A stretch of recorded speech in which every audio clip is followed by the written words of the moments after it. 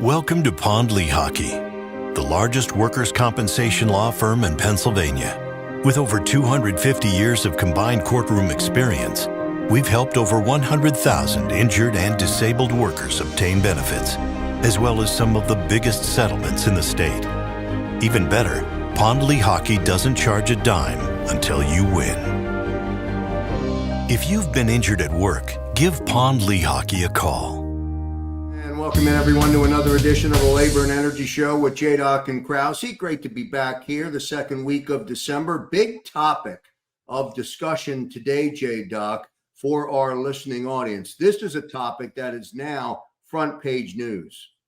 No question about it, Joe. I mean, you and I have been talking about electric vehicle mandates for months and months. Lots going on there. Obviously, those are statewide mandates taken from the California rule. A lot of things, we're on the East Coast. Of course, this is going across the country, but I believe there's 17 states that opt in automatically to the California environmental rule. And so having said that, New Jersey, and Delaware here on the East Coast, but that's not exactly what we're talking about today. We're talking about the CARS Act, The EPA has a new standard they're putting in place, It's separate from the EV mandates, This is our governmental agency changing the standards, for our gas-fueled cars and emissions that come from our tailpipes and all those things. But they're going to make it almost impossible. They're going to almost completely eliminate, gas-fueled cars. And, we're going to be talking on the program, of course, with Brendan Williams, who's the head of government relations, PBF Energy, and Aaron Ringel, who is the vice president of government relations for the AFPM, the American Fuel Petrochemical Manufacturers.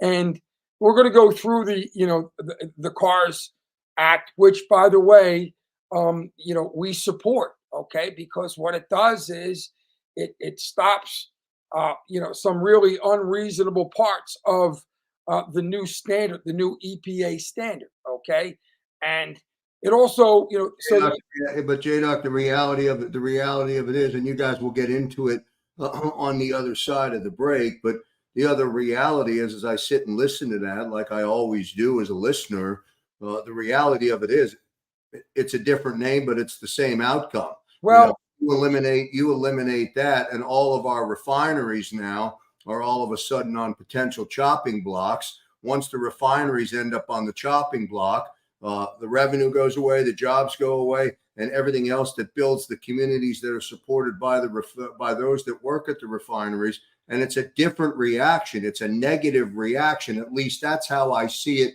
on the surface. Couple seconds left before we get to the break, and I know you're going to jump right into it. And so with the new EPA standard, it's got to be in full effect by 2032. The mandates are 2035.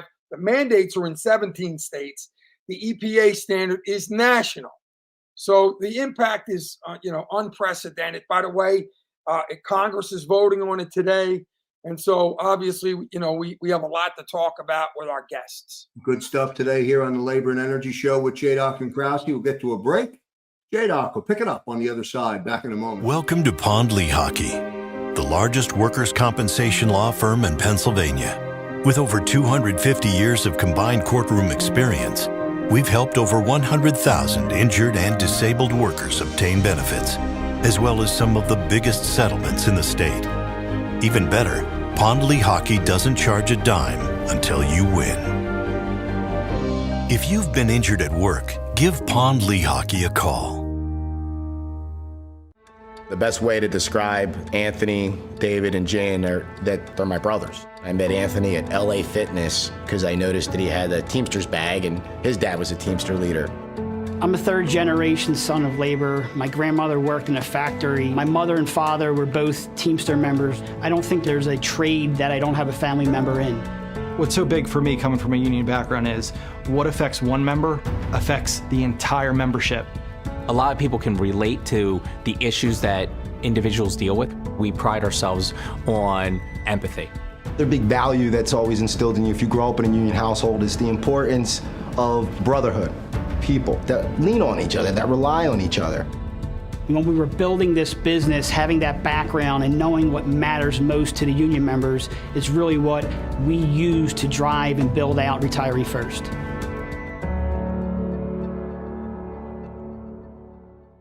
Do you stream on a Roku, Fire Stick, Google TV, or Apple TV? Now you can watch 6ABC 24/7 with the 6ABC Philadelphia streaming app. And the big story on Action News. Search 6ABC Philadelphia and start streaming today. All right, everybody, welcome back to the Labor and Energy Show with J. Doc and Krausey on the Jacob Media Network.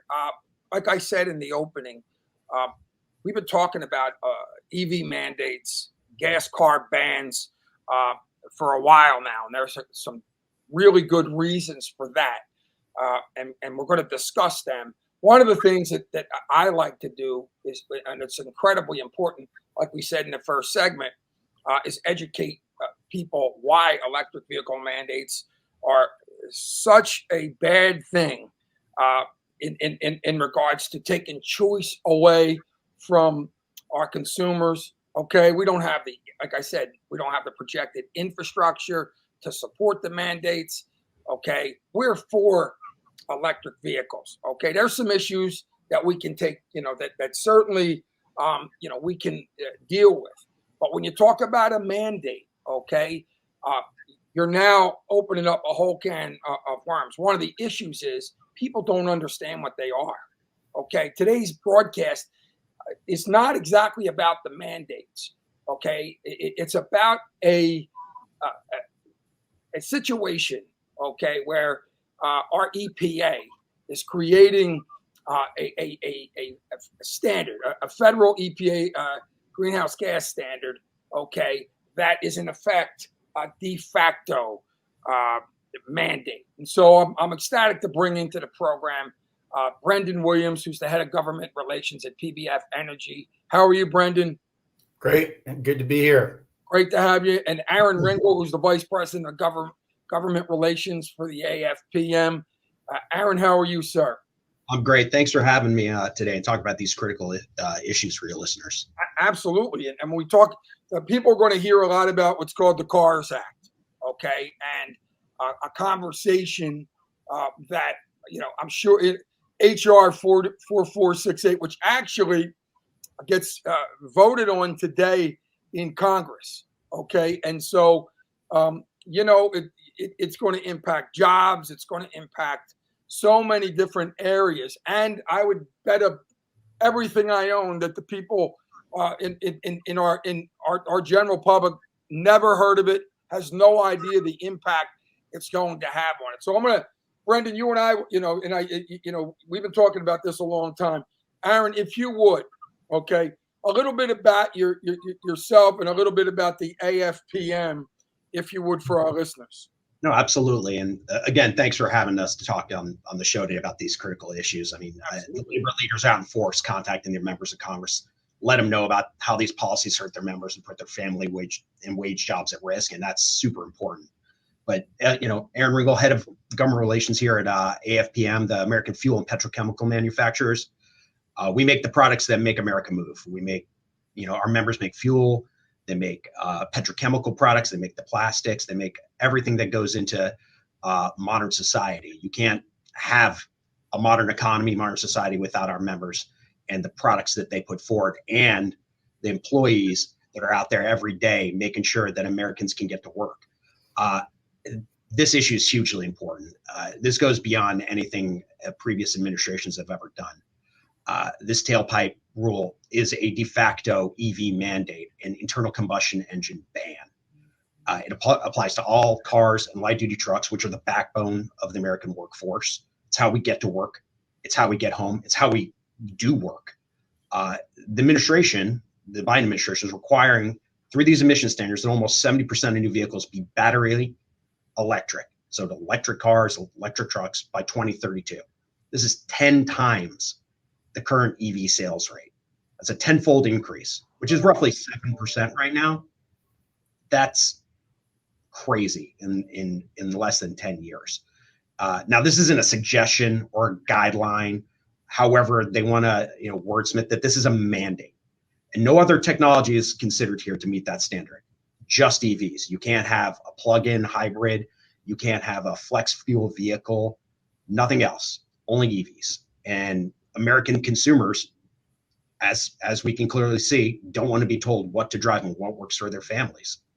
Well, it's interesting because one of the things that we've been talking about this, and Brendan, you and I have really talked to her blue in the face. People, and why labor is so, incensed about the situation is in layman's terms. Okay, you wonder if there's obviously supposed to be some smart people at the EPA. Okay, and of course, in government, but you'd wonder why. And I like to connect the dots. So let's take a look at this. And so you ban gas fueled, cars. Okay, and they're doing it in a lot of states. And Brendan, you and I are going to talk about that. But let's think about it for a second. This legislation that's supposed to be 100% by 2035. Okay, and now you got the EPA standard, which will hit. Start the process on steroids. Okay, you shut the sales down of gas fueled automobiles. Okay, you're now shutting down the refineries and all the jobs that go with it, because we don't need the refineries if we don't need the fuel. The majority of the refineries. There's automobile. Anybody who's doing sales in automobiles, that's shut down. And the gas stations, we don't need them. Okay, and we don't have the infrastructure for what this is going to set up. We see the 2 or 3, where you get the ports for the electric cars. We see them on occasion. We're in a sense shutting ourselves down, and now we got our own government agency, lighting this thing up on steroids. Brendan, jump on there, would you? Yeah, no, it's true. Look, I think certainly there's a demand for electric vehicles, but they're still essentially luxury cars. Even though you've seen some folks engage in price cutting, mostly to protect market share, right? Tesla tried to bring their prices down, but you see some of the numbers and they're staggering. Ford saying they're losing 70,000 a vehicle on electric cars. So this has ramifications. It's not sustainable for the auto industry, I would argue. But as you touched on, look at the signal you're sending to all the other industries in America that to date have been the lifeblood essentially of this country. Refineries don't just make gasoline and diesel. We make the petrochemicals. Actually, half of an electric car is petrochemicals, right? Asphalt. So our Paulsboro, New Jersey refinery is actually, I think, the last remaining asphalt producer on the East Coast, certainly the largest one. We passed a bipartisan infrastructure law.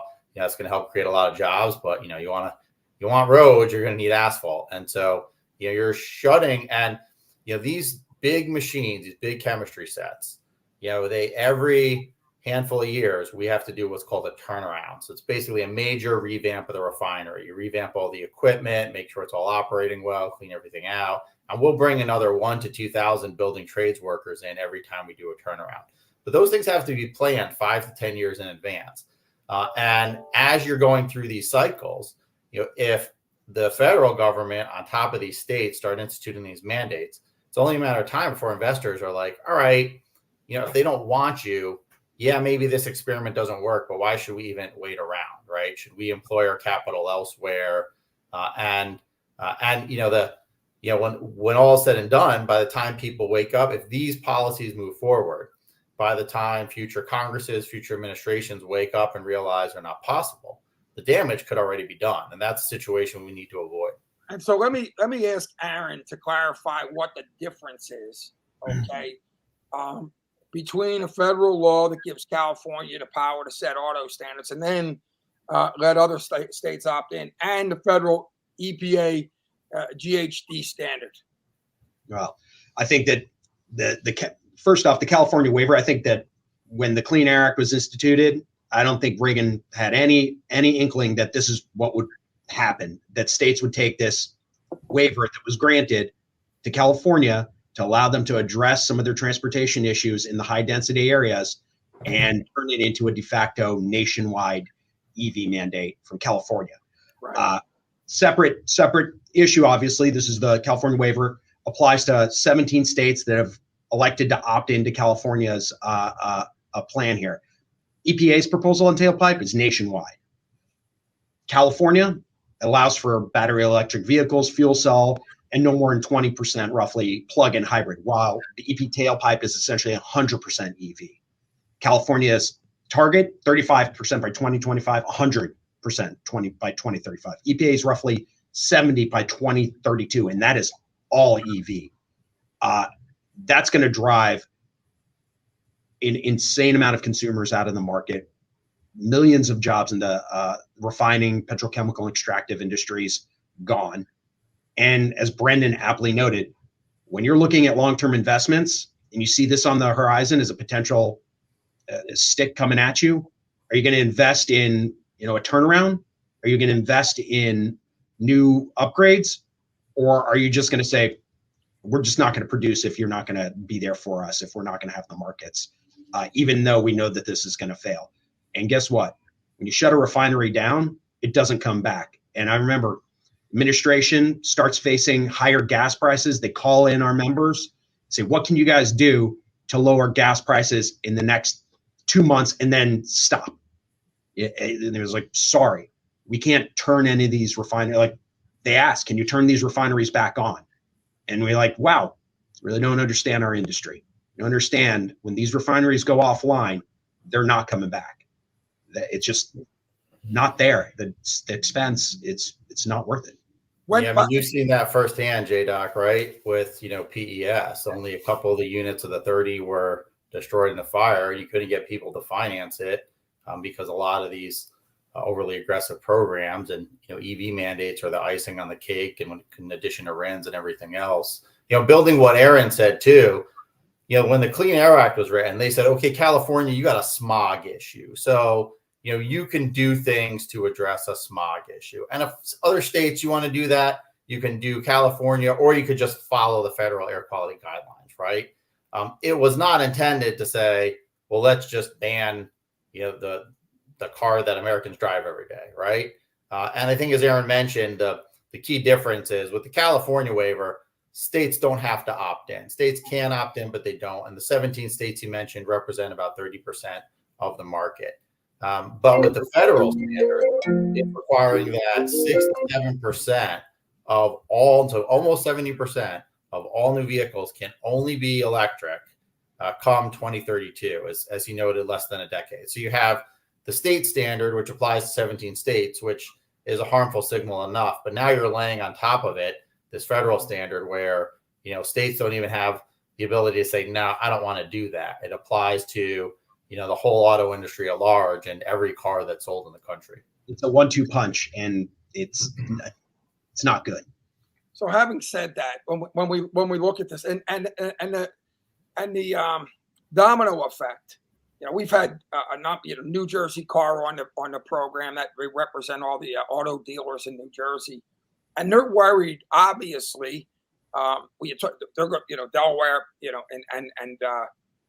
and New Jersey are opted into this California rule. And so obviously, of course, they're worried that people will just go and other states and buy automobiles. It'll put them all out of business. But then I thought about it. I'm going to take a shot at this, and eventually there won't be gas stations for people to fuel their car. I mean, it's a cluster of epic proportions. On that, J-Doc, California actually decided to go one further after proposing to ban cars, and they banned construction of new gas stations. So, your hypothetical thought process is sadly became a nightmare in reality in some states. No question. They haven't spent any of the billions in this EV charging infrastructure act that was passed in the IRA to put in place these chargers that they're screaming from the rooftops about, because they're not there. Exactly, and we have issues with the grid. I mean, we talk about the Twilight Zone often, and this is a great. By the way, what's the purpose? Like, what is the purpose of this EPA regulations, new standard?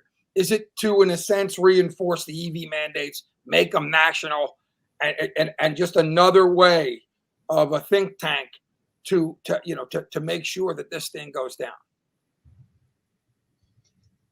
I mean, the purpose is to outlaw the internal combustion engine.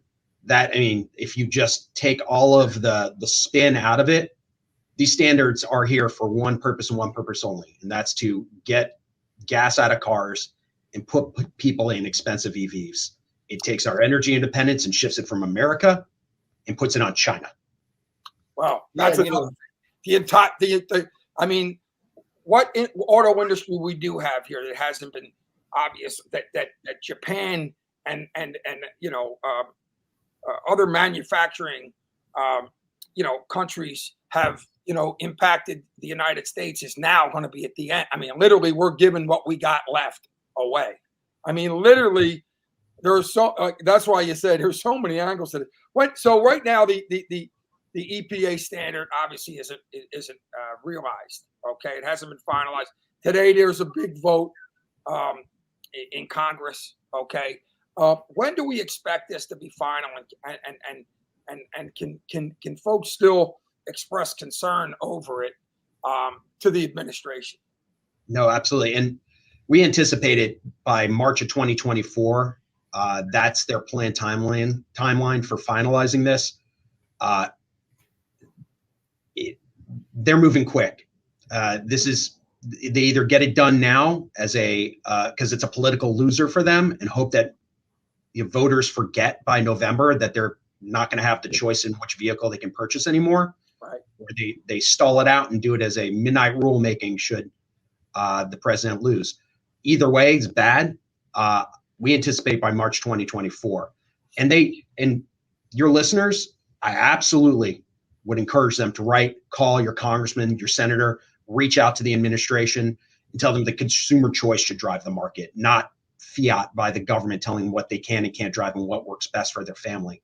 And most importantly, to vote, to go out and demand your representatives tell you where they stand on taking away consumers' right to choose the car and trucks they drive and their families depend upon. Let them know that you're voting on this. This is an issue for you. You don't want to be told by the government what you can and cannot purchase. What's even more amazing about that, especially when they have a large, and we're going to talk about a poll that the AFPM took on this issue, but we've talked about it many times. And so many people have no idea. They're not only getting the choice taken away for the automobile that they drive, they're getting this choice, the choice to have an opinion on it because so many people don't understand it. I know the auto manufacturers are always worried about the government and what they'll do to them next, but how come they aren't standing up against this and screaming from the top of the highest mountain? I mean, were they even consulted in these standards? Oh yeah, no, absolutely. They reached out to the autos about these standards, and when they were first sitting at the table, they assumed, yeah, let's talk about it at a 50% adoption by 2032, and then they smirked and they're like, that's not going to be possible. We're going to have to negotiate down to something achievable, wink, wink. And then the White House announced the mandate would be 67%, and the manufacturers appeared shocked. They were like, this is not what we saw coming. And so much so they skipped the White House Rose Garden announcement, and which was canceled and turned into a press conference by EPA Administrator Regan, who just stood in front of the EPA and announced it. But honestly, they're stuck between a rock and a hard place, and they can either oppose this rule publicly and likely face significant political and regulatory blowback on all of their pending issues they have, or they can work the system and hope to get a slightly better outcome. Either way, the recent scaling back of manufacturer investment in EVs is a pretty loud market signal that they don't think this plan is feasible. Like even the head of the Alliance for Automotive Innovation, the main trade association for these manufacturers, said these regulations are so restrictive they're a de facto EV mandate. They can't be met by industry without increasing the cost of vehicles, and then in turn reducing consumer choice, which disadvantages the entire American workforce. Brandon, we got about a minute to the break. You want to follow up on that? Yeah, no, I think Aaron hit the nail on the head, right? The autos are always worried. Every time they've stuck their head out and highlighted things publicly, they'll get attacked from the really far left and, certain elements of, various government agencies that, kind of have their own agenda sometimes, irrespective of who's sitting at the White House. And they're a really heavy regulated industry. They have to make decisions on really long time horizons. So I think you saw that a handful of years ago when California was first starting to talk about banning cars. You had a handful of autos stand up and say, no, we're going to challenge this. And they faced the wrath of California regulators when they did so. So unfortunately, we think we'd love them to stand up and be louder, but unfortunately they're not. It's just one of the reasons why we're talking about it. And as you know, JDoc, auto dealers, parts manufacturers, right? There's even just to look at our sector, outside of our sector, there's a lot of union jobs at stake, right? So not only are refineries heavily unionized, but the auto parts manufacturers, those guys are all pretty well organized, and in states like Pennsylvania, like Ohio, those are the ones that face significant job losses as well. Because the parts guys will face the same thing. Their guys are going to be like, all right, well, if people are going to say the cars that use our parts are going to be banned, why should we kind of keep investing in them, right? And as you always say, JDoc, it's my JDoc bingo card. You want to talk about throwing the baby out with the bathwater, right? That's yeah. Krausey always he teases me about that, but it's so true. And there's never been a more true situation. Let's do this. Let's take a quick break. We're going to have more from the Labor and Energy Show with JDoc and Krausey in our discussion with Brendan Williams and Aaron Riggle on what the CARS Act in just a minute.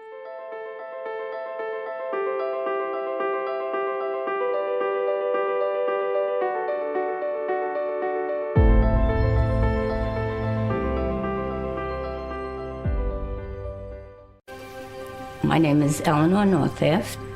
My husband was in the union, Local 282.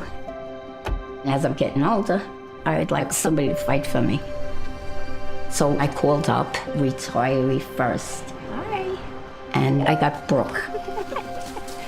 So nice to meet you. I'm Brooke. I'm an advocate at Retiree First. I've been working with Eleanor for 3 years. She was one of my first calls. I helped her with transportation to her doctors, getting her glasses reimbursed. Oh, they are pretty fancy. I'm basically just answering any questions she has. And I always have a lot of questions. Not too many. I have a friend there. I love it because I can depend on her to help me out in any situation. Oh, I'm excited. She always comes through for me. Do you stream on a Roku, a Fire Stick, Google TV, or Apple TV? Now you can watch 6ABC 24/7 with the 6ABC Philadelphia streaming app. Watch Action News live. And the big story on Action News. Plus special programming, breaking news, and severe weather updates. Tremendous amounts of rain. Always on, always the news team you trust. Watch 6ABC 24/7 on your streaming device. Search 6ABC Philadelphia and start streaming today. Welcome back to the Labor and Energy Show with JDoc and Krausey. We're in the middle of a conversation with Brendan Williams, Head of Government Relations, PBF Energy, and Aaron Ringel, Vice President, Government Relations, AFPM. Okay, and we're talking about the CARS Act. We're talking about EV mandates. It seems like,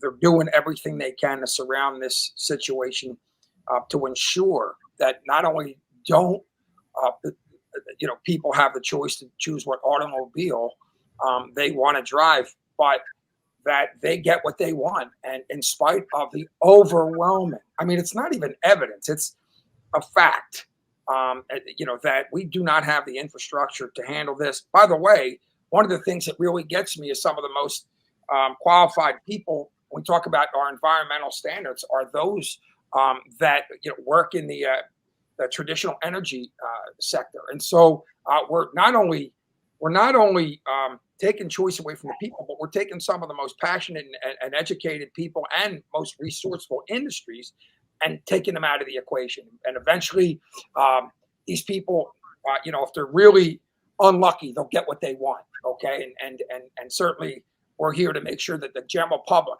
okay, Advocacy United, our nonprofit, our board of directors, and by the way, we have individuals who are on our energy education and awareness board right here, Brendan Williams, and of course Jet Thompson of the AFPM. And so, let's continue this conversation. We're talking about the CARS Act, okay, which is getting voted on in Congress potentially today, okay. And so, by the way, we're recording the show on Wednesday, the 6th of December. So by the time it airs, we'll have an answer. So we're going to give everybody, information on when you can call and all that stuff. Having said that, okay, two congressional congressional black caucuses, obviously the Black Caucus and two congressional Hispanic caucus members sent the administration a letter expressing concern that the EPA standard could make driving a luxury. Okay.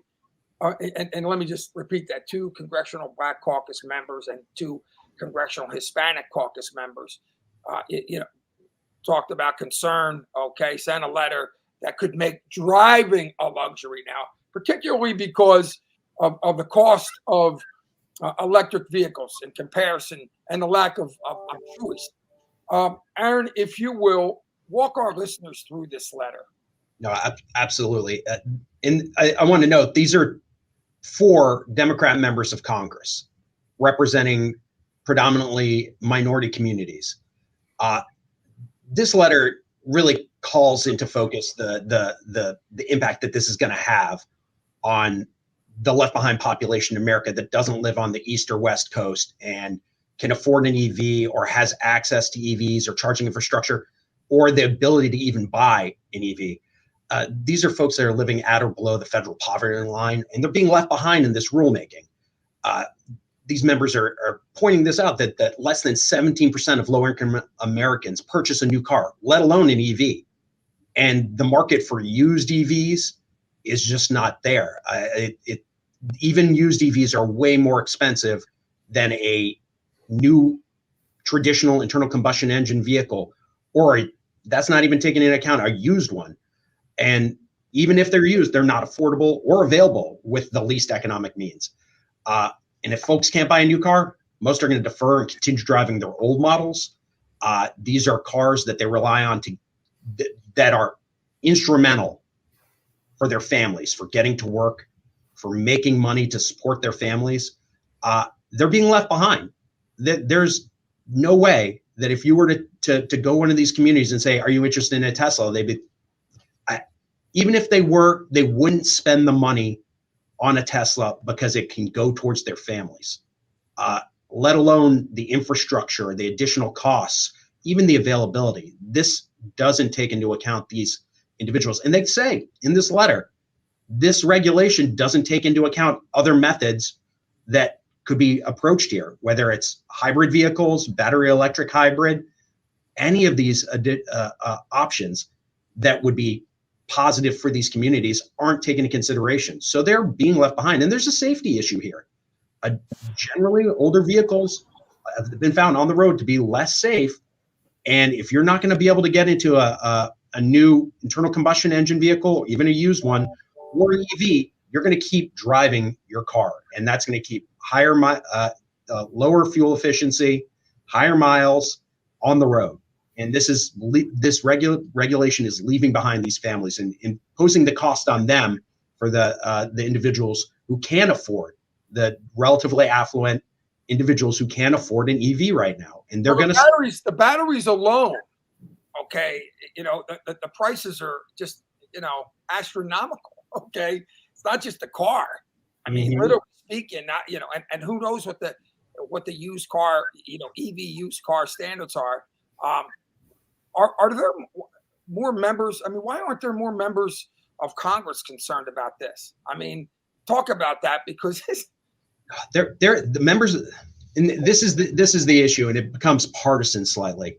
We hear a lot of comments, concern, letters behind the scene from Democrat members of Congress, but you're asking them to stand up against a sitting president, shoving a mandate down on their consumers and their constituents, and it's not a profiling courage. We're not asking people to charge a trench here. We're asking them to stand up for the people in their communities, the workers that are making these vehicles, the labor and tradesmen who are out there every day working to get gas into cars by making sure these plants operate. We're asking them to stand up for them against this administration, and that's a challenge for them, and we get that. But they're expressing to us that they see that this is unworkable. They may support the tenets of reducing emissions. Who doesn't? We are working, our members are working overtime to reduce the current emission standards, and we're just hitting the tip of the iceberg. We keep making advancements every day, and so do the auto manufacturers. But 230 members of Congress, both Senate and House, sent a letter recently advocating for the repeal of this ban. We have Democrat members that stand up on the California waiver vote. Not too long ago, we had 8 Democrats cross the aisle, stand up and say, no, this doesn't work for my constituents, doesn't work for those living in the outer below poverty line, rural Americans, those without the means to buy an EV. They stood up, and we're hoping for more today. Well, it's interesting because labor, obviously we have a large portion of our workforce that works at the plants, at the refineries, obviously manufacturing plants. Okay, so it's one of the things that we say. First of all, I've said this a million times on this program. Okay?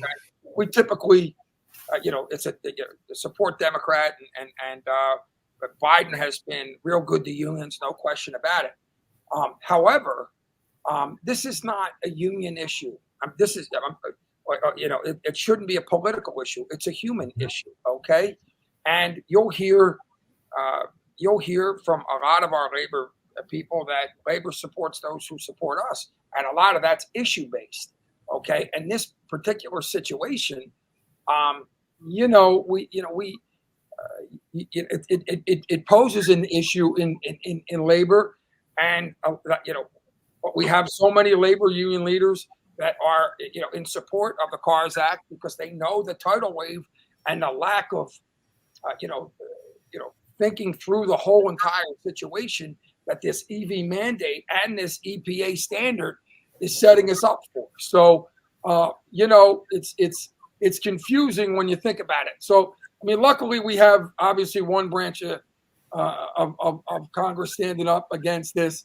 I want to get to the bill the House of Representatives is considering in a second. But first, I understand the AFPM just released the results of a poll of what consumers think about banning the traditional gas cars and mandating EVs.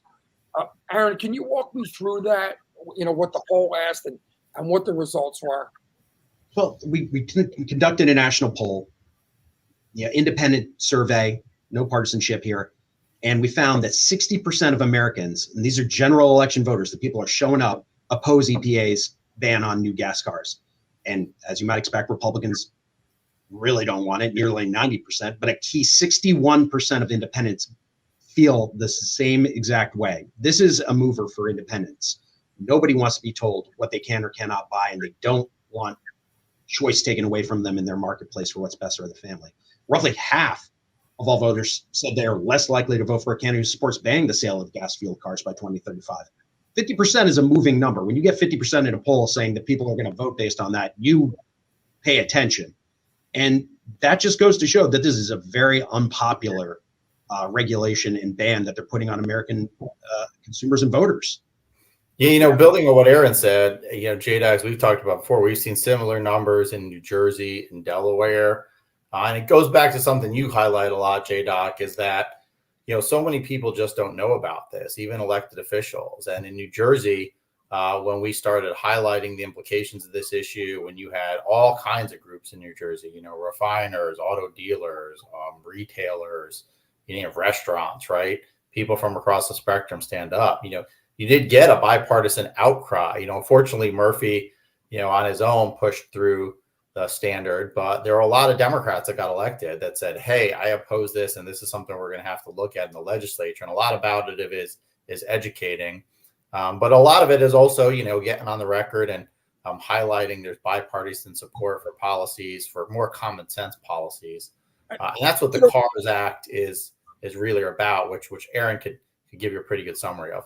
Well, but before I would say this. You said, and what we always say in our Energy Education and Awareness Initiative, hey, I'm a Democrat. I'm a Labor Democrat, supported Democrats my whole life. But it's about common sense in energy here, okay? We talk about choice, Aaron, and people want the choice. I think that's obviously important. But the education, being educated allows people to make a choice, okay? Not just in buying the cars, but in making the actual decision here. And that's such a big part of this, okay? It's a big issue, number one, but to me, it's not the most important issue. The fact that it's not humanly possible. We're having grid issues right now, okay? You're talking about an astronomical, devastating situation if we were to shut down, our especially in areas of jobs, okay, of industry, of energy. How many things these things are there's so many issues of giving away our entire industry to China. Okay. By the way, we haven't, and we've talked about that's why people should understand this just isn't about cars. Okay. This is about so many things in our way of life. Okay. Mm-hmm. We've talked about the slave labor in the Congo in regards to the critical minerals for the batteries, for the EV batteries. You could go on forever here. Okay. And so it's so important in so many different ways. Okay. Let's talk about, why we're not, we talked a little bit about, why Democrats have been, obviously you got a sitting president. Okay. And so it's a very difficult situation for some people, but they got to stand up and be heard on this issue. We polled also in Pennsylvania. Am I right, Aaron? Could you give us a little bit of what the results were? We asked very similar questions in Pennsylvania to the national, and it tracks with the national numbers. Nearly 60% of Pennsylvanians oppose EPA's ban. That's huge. And they are a lot less likely to vote for candidates who want to ban the sale of new cars. They're doing in the state of California. And 58% of Pennsylvanians say they're less likely to vote for any candidate who's on the side of vehicle bans. This national trend goes local. This is not just one area. We find this across a lot of different subsets, and it's a mover. And I think to your point very clearly, it's about educating them. And during the previous, attempts to impose further bans, people saw a lot more about it. The administrations prior to this highlighted them a lot more. They talked about their clean power plants, and it brought a lot of attention to it. They're trying to do the same exact thing, but they're trying to sneak it through without consumers knowing what's actually going to happen. And it's awful for the American consumer. So having said that, okay, obviously, we talk about, the CARS Act, HR 4468. House of Representatives is moving on it now. Okay. Talk to our listeners about this bill. Elaborate on it. Okay. Absolutely. One more time. What does it do? Why is it important? What is it? Okay. So in short, the CARS Act is going to keep American consumers and their families in the driver's seat on what vehicle works best for them. It's not going to tell EPA that they can't set tailpipe standards. Let's just disprove that all at once. Nobody's trying to say, just burn it and emit it and be out there. What we're saying is they can't choose one technology over the other. You have to have a broad mix, and you can't say EVs have to be a de facto mandate for everybody to drive. It's going to stop EPA from finalizing its proposal.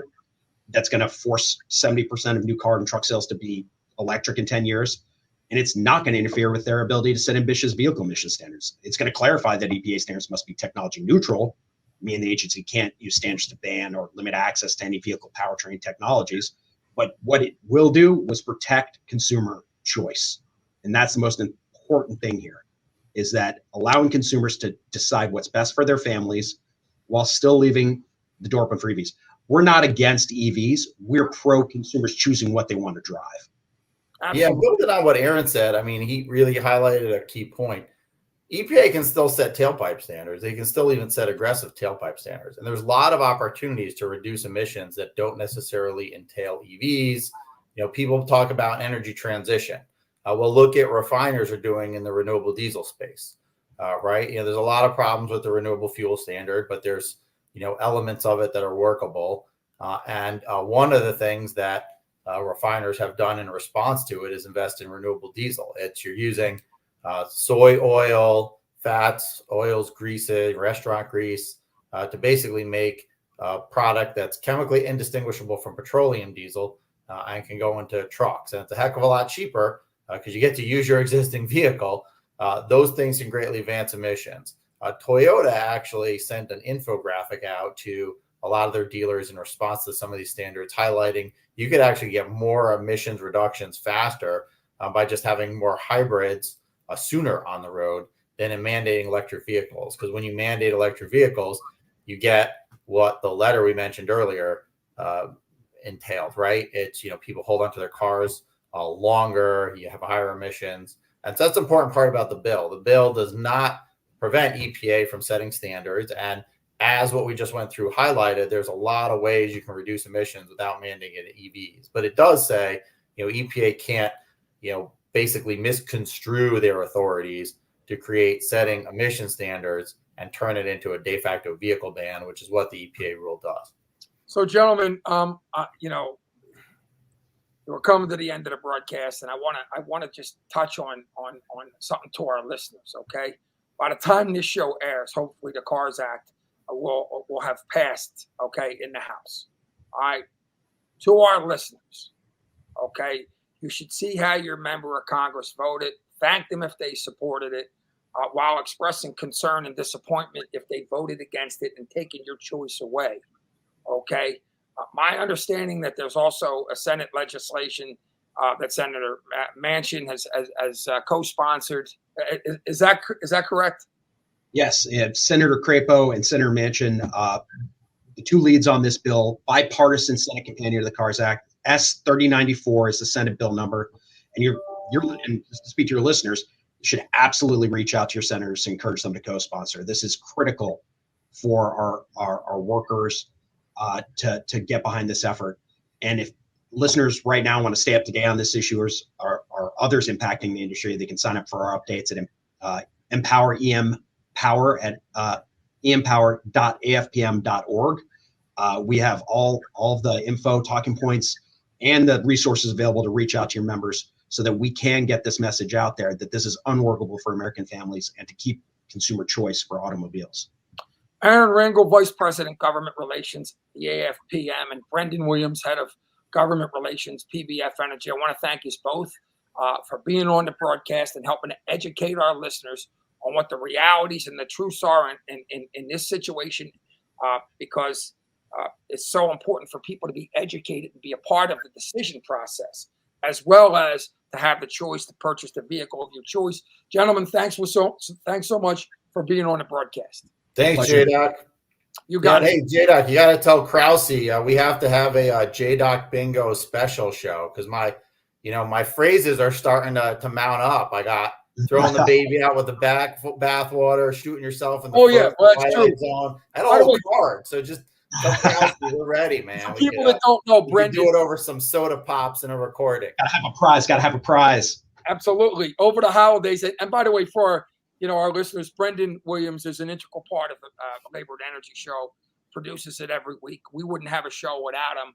And certainly, I get educated on these issues, and I really appreciate it because without being educated myself and being able to translate some of these complicated issues to the public, I would be, just like I was before we started the broadcast. So, guys, have a great holiday season. And hopefully the CARS Act is passed today. We'll have more from the Labor and Energy Show in just a minute. Welcome to Pond Lehocky, the largest workers' compensation law firm in Pennsylvania. With over 250 years of combined courtroom experience, we've helped over 100,000 injured and disabled workers obtain benefits, as well as some of the biggest settlements in the state. Even better, Pond Lehocky doesn't charge a dime until you win. If you've been injured at work, give Pond Lehocky a call. The best way to describe Anthony, David, and Jan are that they're my brothers. I met Anthony at LA Fitness because I noticed that he had a Teamster's bag and his dad was a Teamster leader. I'm a third-generation son of labor. My grandmother worked in a factory. My mother and father were both Teamster members. I don't think there's a trade that I don't have a family member in. What's so big for me coming from a union background is what affects one member affects the entire membership. A lot of people can relate to the issues that individuals deal with. We pride ourselves on empathy. The big value that's always instilled in you if you grow up in a union household is the importance of brotherhood. People that lean on each other, that rely on each other. When we were building this business, having that background and knowing what matters most to the union members is really what we use to drive and build out Retiree First.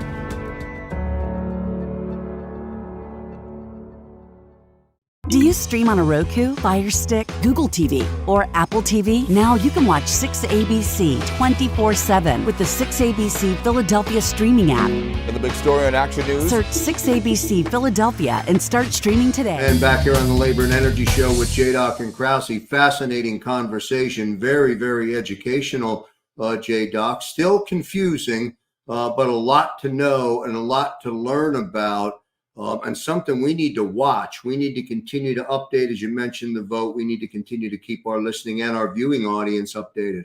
Well, absolutely, Joe. And again, thanks to Brendan Williams, Head of Government Relations, PBF Energy, and Aaron Ringel, the Vice President, Government Relations for the AFPM. And like I said at the end of the last show, by the time this show airs, hopefully the CARS Act, and that's HR 4468, will have passed in the House, okay? And I'm going to repeat it again to our listeners. You see how your member of Congress voted. Thank them if they supported it, and of course, if they didn't support it, that you should be expressing strong concern and disappointment. Okay, it's so important to make sure that our voices are heard, Joe. Americans deserve the opportunity to choose the type of car they drive, but also to be involved in, the decisions to drive the cars that we want to drive, and obviously to maintain our environmental standards at the same time. Hey, we're all environmentalists when it comes down to it here on the Labor and Energy Show. That's going to do it for this edition of the Labor and Energy Show with J-Doc and Krausey. Don't forget you can download the podcast of this episode and all of our episodes of the Labor and Energy Show that air across the Jacob Media Network. Go to Apple or Spotify and just search the Labor and Energy Show. On behalf of my partner, J-Doc, I'm Joe Kraus. See you next time, everybody.